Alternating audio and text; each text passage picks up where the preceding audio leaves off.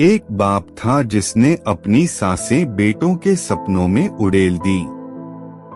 एक माँ थी जिसने अपनी जवानी रोटियों में सेंक दी। पर जब बुढ़ापा आया तो 4 बेटों ने उन्हें बांट लिया जैसे कोई बोझ हो। सुनिए हिंदी सिनेमा की सबसे दर्द भरी दास्तान, जहां मां बाप की कुर्बानी का फल मिला ठोकरों में। पेश है बागबान।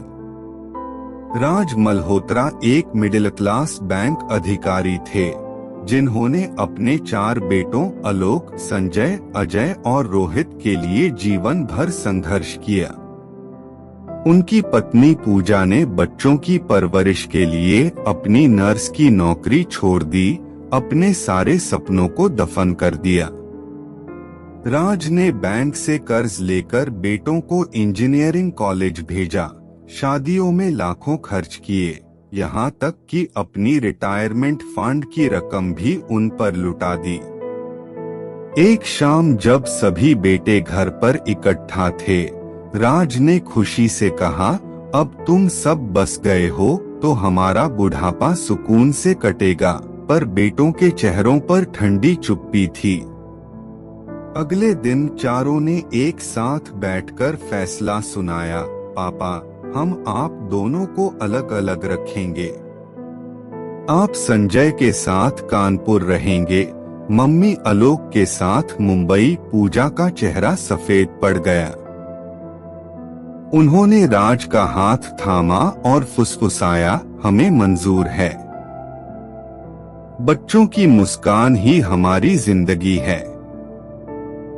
पूजा मुंबई में आलोक और उसकी पत्नी करुणा के घर पहुंची।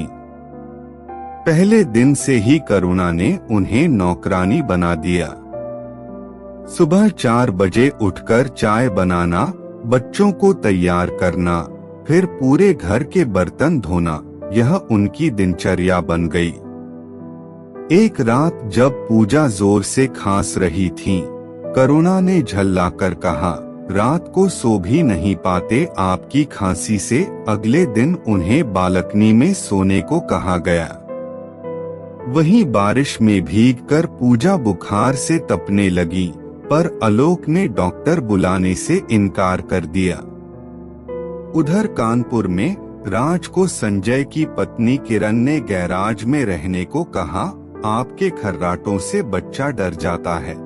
जब राज ने बाथरूम इस्तेमाल करना चाहा, तो किरण चिल्लाई, ये अटैच बाथरूम हमारा है, आप बाहर वाला इस्तेमाल करें।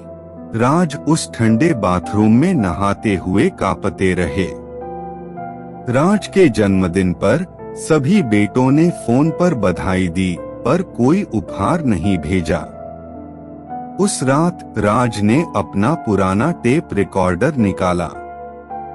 उसमें बच्चों की आवाज थी, पापा कहते हैं बड़ा नाम करेगा, बेटा हमारा ऐसा काम करेगा। उनकी आंखें नम हो गईं। तभी दरवाजा खटका। राज का पुराना दोस्त अमर खड़ा था, जिसका बेटा कैंसर से मर चुका था। अमर ने राज को गले लगाया, तुम्हारे पत्र पढ़कर जिंदा हूँ। वह राज को अपने शाही घर ले गया। अमर की बहू नीतू ने उनके पैर छुए, आप मेरे ससुर जैसे हैं। राज ने अमर को अपने दर्द की कहानी सुनाई।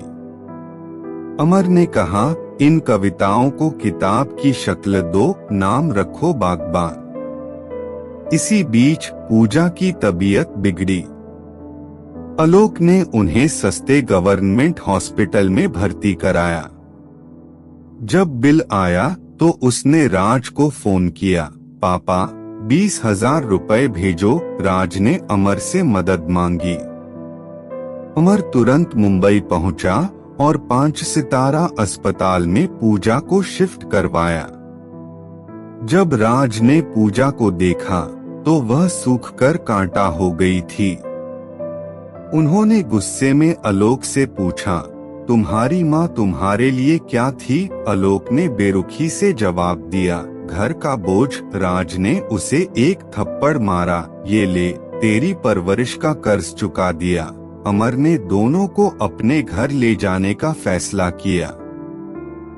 अमर के घर में राज पूजा को नई जिंदगी मिली। नीतू उन्हें माता पिता मानती थी। राज ने अपनी कविताएं पूरी की और बागबान किताब लॉन्च हुई। किताब सुपरहिट हो गई। मीडिया ने राज को सदी का बागबान घोषित किया। बेटों ने जब टीवी पर यह देखा तो तुरंत अमर के घर पहुंचे। संजय ने चापलूसी से कहा, पापा, हम आपको अपने घर ले जाने आए हैं। राज ने ठंडे स्वर में जवाब दिया, मेरा घर तो यही है। राज ने एक ग्रैंड पार्टी का आयोजन किया। सभी बेटे वीआईपी बनकर आए। जब राज ने मंच से पूछा, क्या आप जानते हैं बागबान कौन होता है, तो आलोक ने गर्व से कहा, वो जो बच्चों को पालता है। राज ने आंखें नम करते हुए जवाब दिया, नहीं बेटा, बागबान वो है जिसे बच्चे फल देने के बाद कूड़ेदान में फेंक देते हैं। उन्होंने एक एक कर बेटों के कर्मों का खुलासा किया। पूजा को बालकनी में सुलाना, अपना बर्थडे भूल जाना, बीमारी में डॉक्टर न बुलाना। भीड़ सन्न रह गई। अंत में राज ने 4 लिफाफे निकाले। ये लो तुम्हारे बचपन की फोटो एल्बम। इसे बेचकर अपना कर्ज चुका दो। बेटे रोते हुए गिड़गिड़ाए, माफ कर दो पापा। पर राज ने पूछा, उस रात जब तुम्हारी माँ बारिश में भीग रही थी, तुमने माफी मांगी थी। जब मैं गैराज में ठिठुर रहा था, तब याद आया था। पूजा ने हस्तक्षेप किया, बस करो राज, माफ कर दो इन्हें। राज ने आखिरी सबक दिया, माफी उन बुजुर्गों से मांगो जो आज भी वृद्धाश्रमों में रो रहे हैं। राज पूजा अमर के साथ रहने लगे। एक दिन नीतू ने उन्हें आश्चर्यचकित कर दिया। उसने अपने बेटे का नाम राज रखा। जब पूजा ने पूछा, यह क्यों, तो नीतू ने कहा, ताकि यह बच्चा आप जैसा महान इंसान बने। उस पल राज की आंखों में वही चमक लौट आई जो उनके बेटों के बचपन में थी। आंगन में लगे गुलाबों को देखकर पूजा मुस्कुराई, सच है, बागबान को फल से नहीं, फूलों से पहचानो। बच्चे भगवान का उपहार होते हैं, पर माता पिता भगवान का रूप होते हैं। उपहार तो मांगे जा सकते हैं, पर भगवान को ठुकराने का अधिकार किसी को नहीं।